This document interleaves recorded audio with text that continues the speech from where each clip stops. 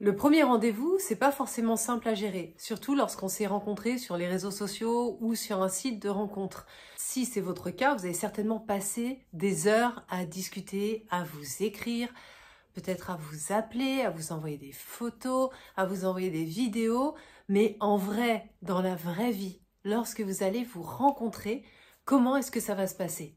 Et c'est là où les choses parfois se compliquent, parce que on va devoir assumer pleinement qui l'on est et faire preuve de confiance.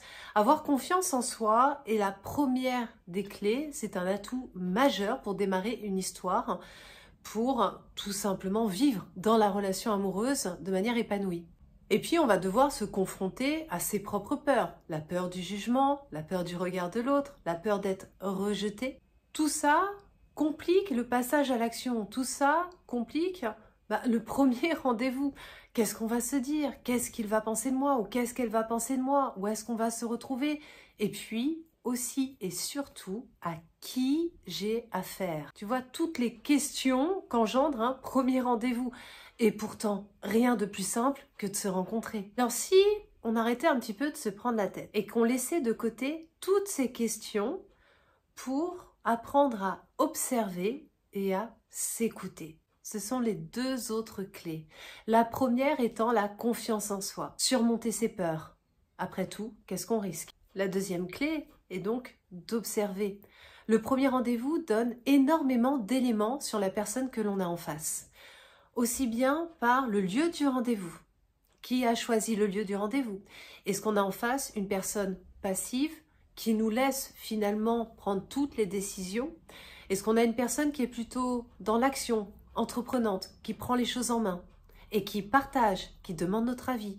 Ça, c'est un élément hyper important. Et puis, la posture de la personne, une fois qu'on l'a en face, quelle est sa posture? Est-ce qu'elle se tient droite? Est-ce que les épaules sont en arrière, la tête un petit peu haute? Est-ce que c'est une personne qui est un peu courbée, recentrée beaucoup sur elle-même? Et puis le regard. Le regard en dit long. Est-ce que c'est une personne qui regarde dans les yeux, franche, directe, ou est-ce que c'est une personne qui a le regard fuyant? Les sujets de discussion également, bien sûr. Donc, tous ces éléments, en fait, vont donner non seulement une direction à cette relation, mais aussi nous aider à identifier clairement la personne que l'on a en face. Connaître ses valeurs, connaître ses principes, son éducation, ses croyances, ses convictions, son projet de vie. Toutes ces choses-là se découvrent. Alors bien sûr, c'est pas dès le premier rendez-vous que l'on va découvrir tout ça, mais déjà on va avoir des pistes. Et là, non seulement on observe, mais l'on ressent également. Qu'est-ce que l'on ressent en la présence de la personne avec qui on a rendez-vous? Qu'est-ce qu'on ressent en sa présence? Est-ce qu'elle nous inspire confiance? Est-ce que son discours est cohérent? Est-ce qu'elle semble porter des valeurs similaires aux miennes? Est-ce que nous avons les mêmes codes?